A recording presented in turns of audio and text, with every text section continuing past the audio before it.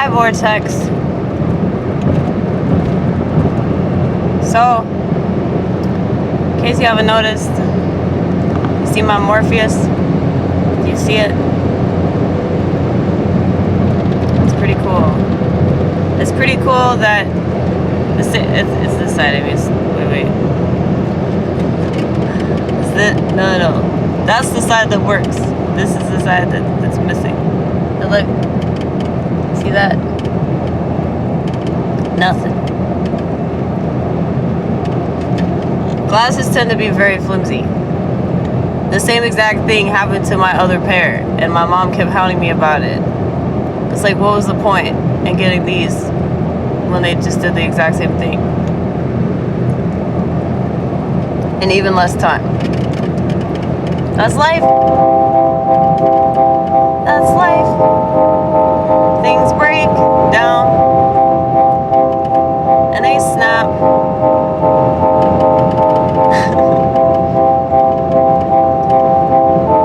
And there's not much you can do to get it back the way it was before.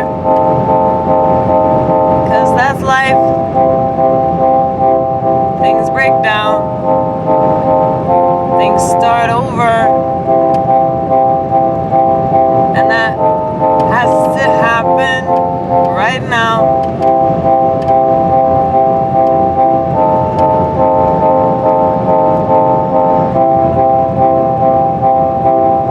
As much as letting go hurts, I know it hurts. I've had to let go of a lot of stuff that I didn't want to let go of. Believe me, it was painful, it was painful, it was painful.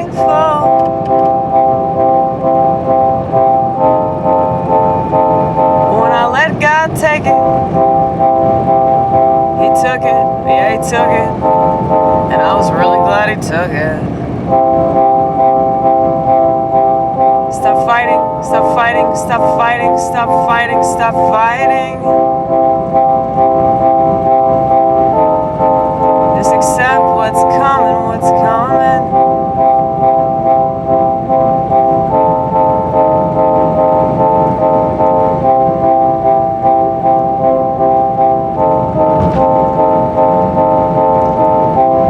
Acceptance is the answer.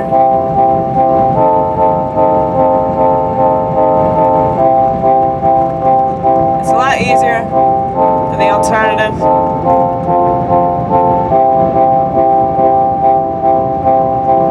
Maybe all these things that we're getting, we really deserve.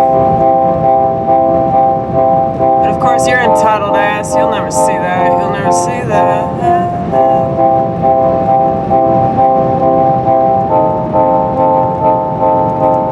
Nobody's entitled to anything. Not because they're in this country. Definitely not. I'm sorry. I don't understand that perspective. I don't understand that. And I've tried. I've really tried. Because it's always been my objective to understand things that I don't understand. And I'll spend all night doing research. But it's to no avail.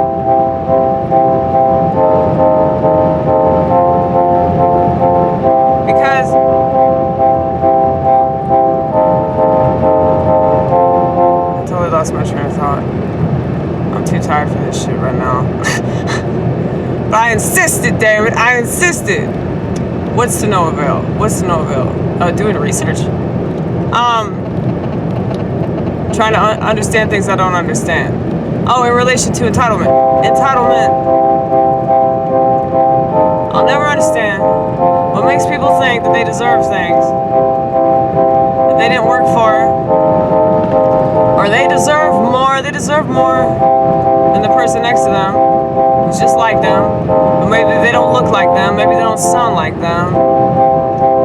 When you're talking about character, or you're talking about morality, that's different, it's a little different. But when you're talking about skin, or you're talking about nationality, I don't really understand that one.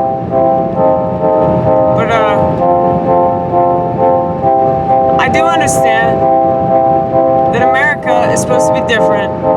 America is supposed to be this guarantee that you'll have more than any and every other country.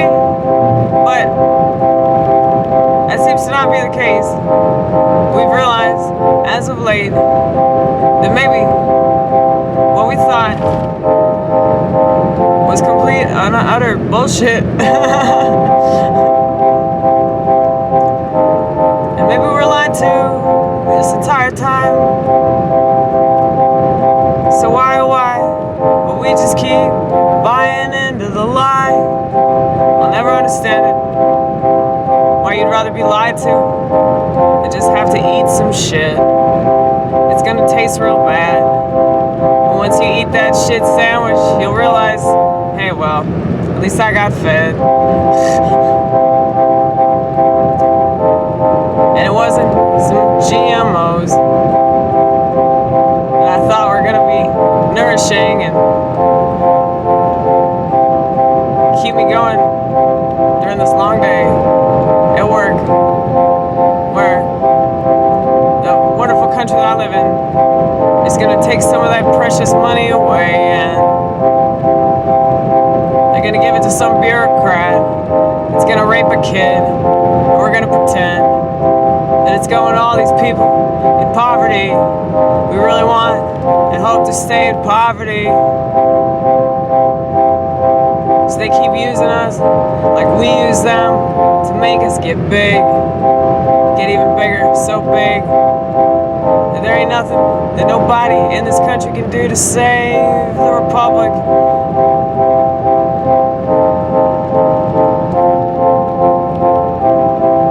I mean, that's where we're at, right? I mean, the idea of a republic, I like it. I like local government. I like states' rights. But here's the thing.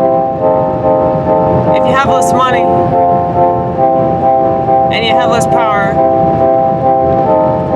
you have less control, then how is that free? And how? Alright, can you exercise your liberty?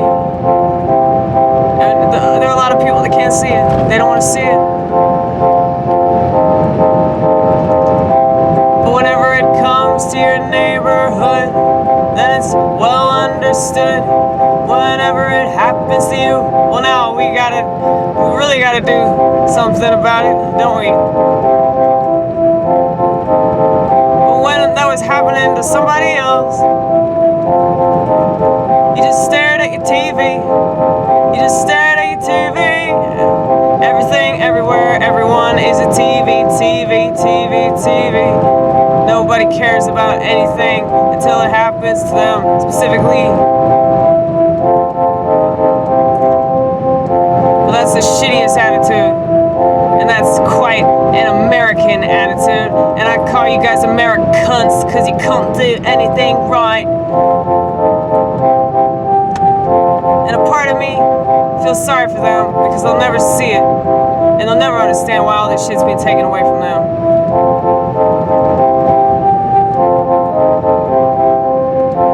We're gonna make empathy cool again. Just kidding, empathy was never cool.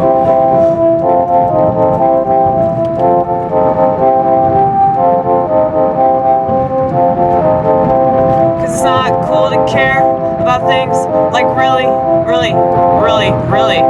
care about things.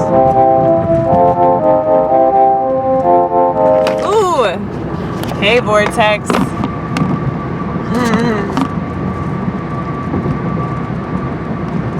Representing the hoteps. Y'all know I'm a hotep. I don't really know if I got my finances in order, like a good hotep should. Well, you know, honestly though, I really hate money. I know Bryan Sharpe would probably disavow that shit, but like, I just hate this dependence that people have on money, and that people think that, oh, it makes them interesting, or it makes them important, or it makes them relevant, you know? That's my issue with it. I mean, people ask me all the time why I don't, like, try harder to like do more stuff. I'm like, because I know what this world is about, man. I know, like, what other people consider success, I consider failure. You know, like if I got a Twitter account, I consider that to be a failure. If I got a smartphone, I consider that to be a failure. I do what everybody else does, people like me, failure. Fuck that.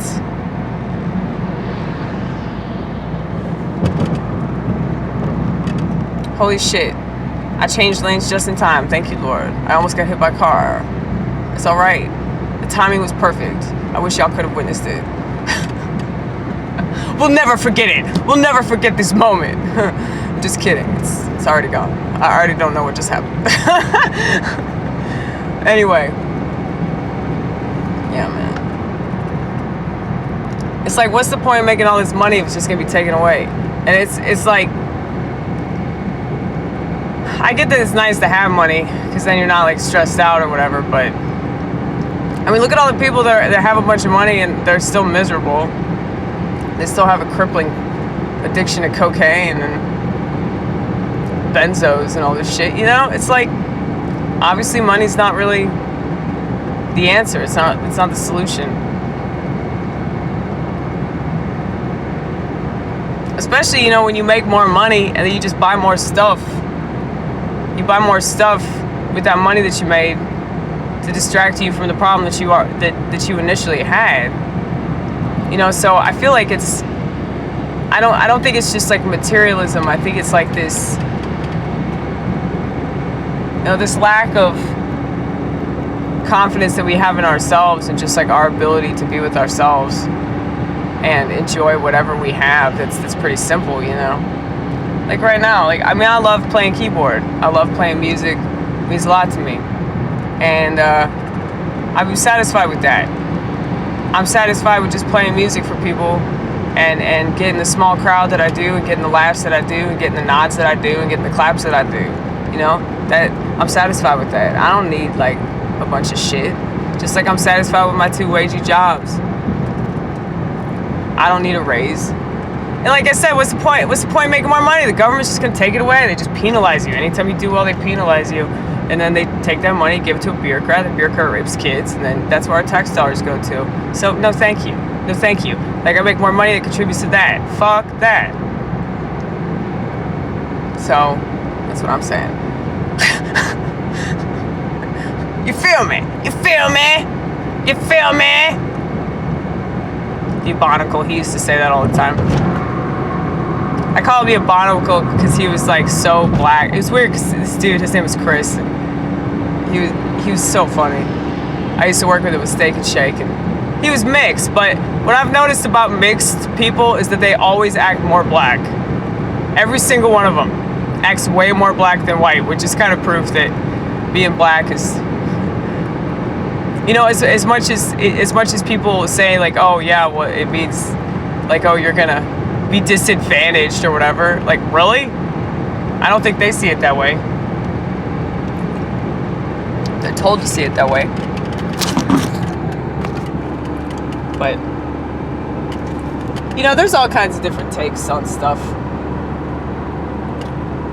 And I try to take things like from a positive, like, you know, I want to have hope in the human race. I want to have hope in people, but I mean, I really don't, to be honest with you. I really don't, especially with sheep. But I think that there's definitely a lot more that we could do that we're not allowing ourselves to do. And so maybe with this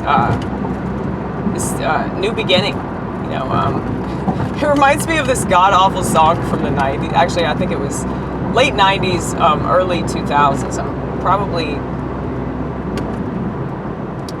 like 2000, 2002, 2003. I should look this up when I get home. You know that terrible song, Closing Time. Every new beginning comes from some other beginning's end. I know who I want to take me home. It's so bad. It's a terrible song. But I mean, I've listened to that song a bunch of times at my other job, the grocery store, and I'm just like sobbing. because I do feel sad and sentimental about this idea of America, but I've always felt that way. I've felt that way since the 90s. You know, especially before the new millennium, I was like, this is a mistake. You know, I wish that God would just end the world. But no, it wasn't time yet. It wasn't time yet. So, anyway, and when I think about that, you know, like, every new beginning comes from some other beginning's end. Apparently that song is about, you know, a bar closing. Oh, it's probably a lot deeper than that. You should look up the lyrics too. You know, it's probably about something really, really deep and profound, and you know. But it was like a one-hit wonder, I think. Yeah. I don't remember who did that song. Anyway, I'll get back to you on that vortex.